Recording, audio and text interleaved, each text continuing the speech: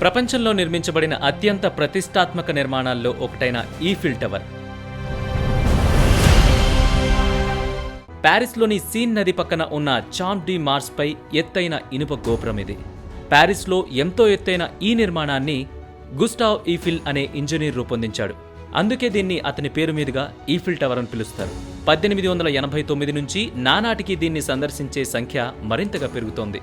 ఇది ప్రపంచంలోకెల్లా ఎక్కువ మంది డబ్బులిచ్చి సందర్శించే స్థలంగా ప్రఖ్యాతి కూడా గాంచింది.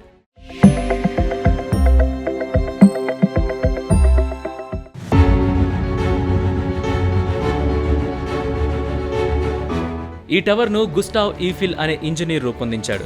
1887, 1889 మధ్యలో ఫ్రెంచ్ విప్లవం 100 సంవత్సరాల పండుగను పురస్కరించుకుని ఈ నిర్మాణ ఏర్పాటు కార్యక్రమాలను మొదలుపెట్టారు. నిజానికి ఈఫిల్ 1888వ సంవత్సరంలో బార్సిలోనాలో ఈ టవర్ను నిర్మించాలనుకున్నాడు.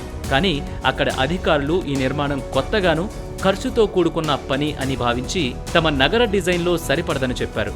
దీంతో ఈఫిల్ ఆ నిర్మాణ పథకాన్ని ప్యారిస్లోని ప్రపంచ ప్రదర్శన అధికారులకు సమర్పించాడు. వాళ్లు దీన్ని పరిశీలించిన అనంతరం అక్కడే 1889లో దీని నిర్మాణం జరిగింది.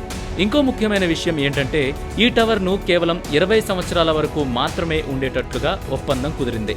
అంటే టవర్ను రూపొందించే పనిలో భాగంగా దాన్ని కూలగొట్టడం కూడా సులువుగా ఉండాలని నియమం ఉండేది.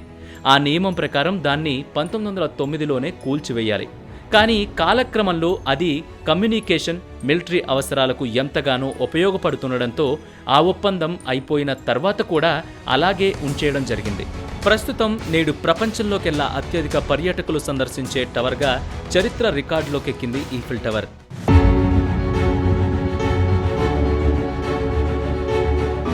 ఇక టవర్ నిర్మాణ విశేషాల్లోకి వెళితే ఈ టవర్ మొత్తం బరువు 10,000 టన్నులు ఉండగా అందులో లోహపు బరువు 7,300 టన్నులు. ఇక ఇందులో వాడిన లోహాలు తుప్పు పట్టకుండా ఉండేందుకు 7 ఏళ్లకోసారి 50 నుంచి 60 టన్నుల పెయింట్ను వాడతారు. దీన్ని నిర్మించేటప్పుడు ఈఫిల్ 72 మంది ఫ్రెంచ్ శాస్త్రవేత్తలు, ఇంజనీర్లు, ఇతర ప్రముఖుల పేర్లు రాయించాడు. ఈ పేర్లన్నిటినీ 20వ శతాబ్దపు మొదట్లో తుడిచివేశారు. కానీ టవర్కు సంబంధించిన వ్యాపార వ్యవహారాలు చూసుకునే సంస్థ చొరవతో మళ్లీ ఆ పేర్లను 1986-87లో తిరిగి రాయించడం జరిగింది. 1889 సెప్టెంబర్ 10న థామస్ అల్వా ఎడిసన్ దీన్ని సందర్శించారు. అతిపెద్దదైన ఇంజనీరింగ్ అద్భుతాన్ని సృష్టించినందుకు ఈఫిల్కు అభినందనలు తెలియజేస్తూ గెస్ట్ బుక్లో ఆయన సంతకం చేశారు. 1902లో మెరుపుల ప్రభావంతో 100 మీటర్ల పైభాగం దెబ్బతింది. అప్పుడు టవర్ని కాంతితో నింపే కొన్ని దీపాలను మార్చాల్సి వచ్చింది. 1956 జనవరి 3న అగ్ని ప్రమాదం చోటు చేసుకోవడంతో టవర్ పైభాగం దెబ్బతింది.